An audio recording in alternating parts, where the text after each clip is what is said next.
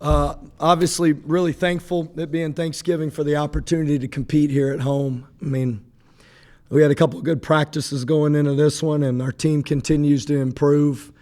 I thought New Orleans has been on the road, and you could tell that they were weary. I don't think we got their best punch, but that's a good team. They're going to win a lot of games. And I thought our defense made a big jump today. I thought our competitiveness was better. I thought we were more connected on the offensive end, and we didn't play great. But, you could tell our guys in the locker room they're starting to feel just how difficult this is going to be, some of the new guys. And finally we're getting some time together where we can sort out some things. And I thought Luke Bombboy was tremendous today. I thought he really gave us a lift, and you can see how his impact by blocking shots and being competitive and his athleticism around the rim, his feel. He's got good feel. And, man, I thought he was tremendous today, and really, really thankful to have him back. Coach, is 37 minutes for Christian a sustainable way to kind of have the time that he needs to get before Big 12 play? No question. Christian Anderson can play the whole game. I got no doubt about it. I mean, his competitiveness, I mean, you watch him every day in practice. I mean, he's tough, and he's got a motor, and he's got a joy that he comes and plays. He shows up in the gym all the time, and I mean, would I like to get him some rest? 100%. It depends on lineups and who he's defending and how they're going to play and what they're going to do. But no, he's got a real motor to him, and he gets better the more he plays. What have you seen from Luke that really had him take a different step today? Well, the biggest thing is he drew 7 fouls. His athleticism at the rim. And then his shot blocking is contagious. I mean, he had 4 assists, no turnovers, and he keeps making the right play, keeps offensive rebounding. I mean, I just think we got a great combination of guys that we can play, and it's starting to, you can start to get a chance to feel it and see it. And I feel for him, honestly, because I mean, he did get hurt the last practice of the summer, and he didn't practice until 2 days before we played Illinois was his first practice. So I mean, he's not a guy that can go out there, but like I said this in the press conference, I mean, Luke was on the winning team in practice on Monday, but he ran sprints every time the losing team lost just to get himself in better shape. He's just got a lot of character, and I think he plays the game with real urgency and passion, and when he gets in shape, he's going to be tough to deal with because of his athleticism.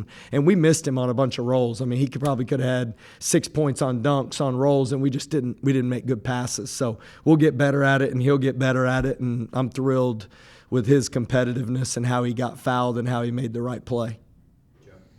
Yeah, could you talk about Leon Horner as a facilitator, particularly in the second half? It looked like he was actually pretty comfortable handling the ball and making some pretty good decisions out there.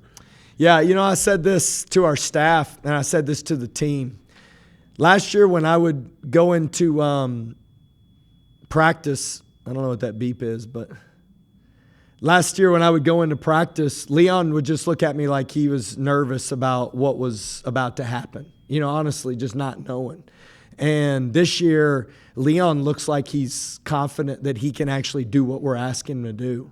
And he's super aggressive downhill. He can make an open three, and he's a willing teammate to do anything we ask. And that's kind of the process of being a great player.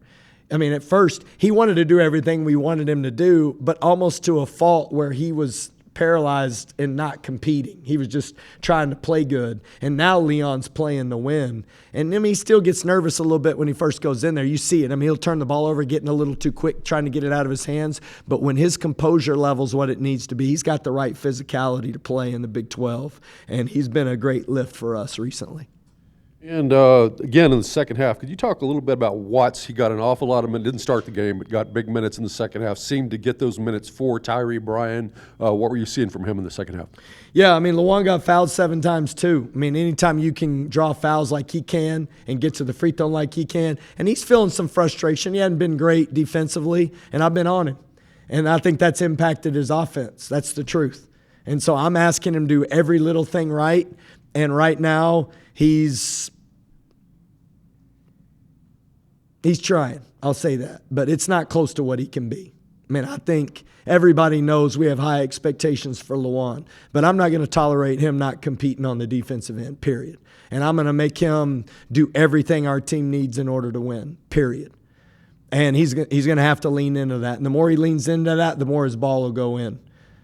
That's the truth. And right now he's trying to figure out how to play hard on every possession, and that's going to be the requirement, and he hasn't done that well up to this point. And I'm going to challenge him every day. And when he starts doing that, then his ball will start going in and we'll start winning at a level that'll be a lot of fun. But until then, we may have some nights like this and days like this. We talked a lot about playing Luke and JT together, but it looked like in the second half the offense found more of a flow with both of them on the floor. What did you kind of see with them together today? Yeah, I mean, Luke's a plus 36. And his first game that we played in the Bahamas, he was a minus 20. I mean, you want to talk about a crazy swing, and in all respect to Wake Forest and the Bahamas, but this is a really good team too, you know. And Luke isn't a 56 difference, you know. I mean, he's got such an impact on us, and where it elevates us, and this is the truth too. With Luke on the floor, we've had our worst offense and our best defense. And with Luan on the floor, we've had our best offense and our worst defense. And so that's where turning JT into a playmaker, which is what he is. JT can hoop, man. He can play. He's not a post player. He can handle. He can pass.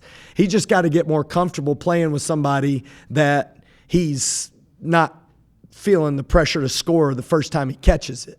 Because Luke can really provide us something defensively, and I think JT's kind of in the middle there, where he's used to just either catching it close to the basket or playing so small a minutes at the 4 spot that he doesn't have enough confidence to know the flow of it yet, because Luke offers different advantages than what we've had in the past too. So I just kept challenging JT, man, be a basketball player, man. Quit looking like a center out here, because you're not. You know, and that's where I think those guys start to talk to each other. And you saw it at the end where they kind of got caught on the same side. I mean, we just need practice, man. And when we do, I think that those two guys together on the floor is going to be not only a great defense, but I think we can really put pressure on the rim and be really hard to guard.